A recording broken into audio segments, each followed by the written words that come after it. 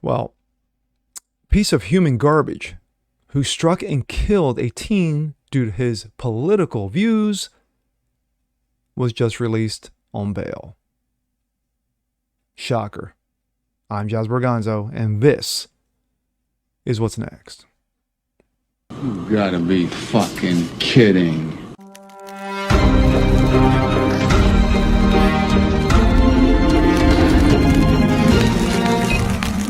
Hey, what's up, everyone? Jazz Borganzo here. Another episode of What's Next, your daily dose. Hope you guys are doing well on this Friday. Well, the story of the North Dakota man who struck a teenager due to his political beliefs was just released out on bail. So, yeah, what a great guy. But I didn't get a chance to touch up on this story. Several people have over the last few days, but I'm going to give my 2 cents with a little background. Let's take a look. This come out of Breitbart. Alleged murderer of Cayler Ellingson released on bail. There's no alleged. He did it. Piece of shit, Shannon Brandt said the 41-year-old accused of the murdering of 18-year-old Cayler Ellingson for being supposed a Republican extremist was freed Tuesday from the Stutsman County Jail in North Dakota. Breitbart confirmed. That is the young youth right there. Yeah, because, wow, what a threat. An official at the jail told Breitbart that Brandt had posted $50,000 bond and was released. Really? Like to know where he got that money. Breitbart News reported earlier, citing local news, Brandt told local police that he had run Ellington over with his car. Court documents say at 2:35 Sunday morning, 41-year-old Brandt called 911 to report that he had hit a pedestrian because he was threatening him. Brandt told state radio that the pedestrian was part of the Republican extremist group and that was afraid that they were coming to get him.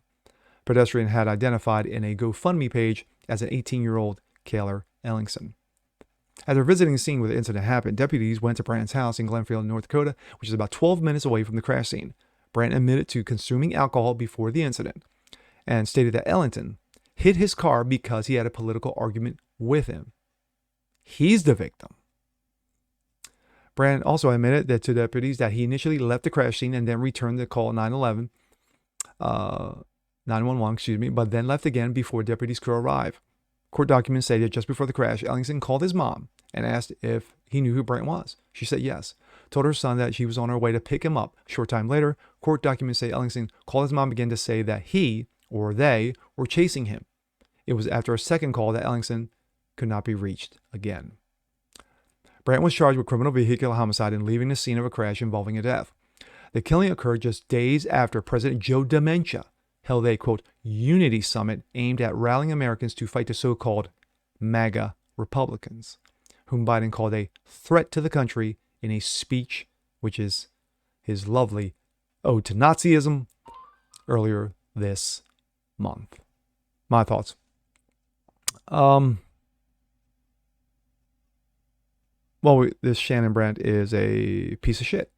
He is. He's an absolute piece of shit. You got a young 18-year-old whose life was just beginning, taken from him because of a quote-unquote political dispute. You know. It's funny how what I've read over the last few days is that you had Mike Lindell, the pillow guy, who they are coming after. The DOJ is coming after him and taking his phone and documentation, you know, because he's part of those MAGA Republicans. And of course, I read a number of things on Twitter that had Mike Lindell, you know, struck a teenager, you know, crossed the border illegally, you know, that he would be okay. You know, ended up in Martha's Vineyard, that he would be fine. You know, because the media won't look at that.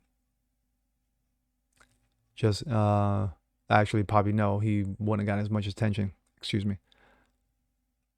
But with this story barely got a blip. Outside of Fox News, The Blaze, Breitbart, Shapiro,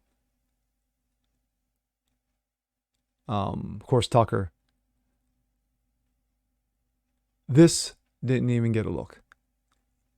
The CNNs, the MSNBCs, the legacy media didn't bother to look at this. Why? Because a supposed Republican, an 18-year-old with political views, got struck and killed. Flip the script, and it would be blasted on the New York Times and all other left-wing media. They don't care. They don't give two fucks about those with a differing opinion. Whether he was a Trump voter, we don't know. Whether he liked Trump, we don't know. All we know is that he had political views that were different from the garbage that struck and killed him. But this guy's out on bail. He was able to produce $50,000 to get himself out of jail. Yeah. I'd like to see an investigation of where that money came from. Be interesting. But I hope this story doesn't end. I really don't. Because sadly, when you had Joe Dementia, ode to communism, ode to Nazism, doing his Adolf impersonations and alienating more than half the country because they don't like him. But we're the bad guys. Calls us a danger. Calls us a threat.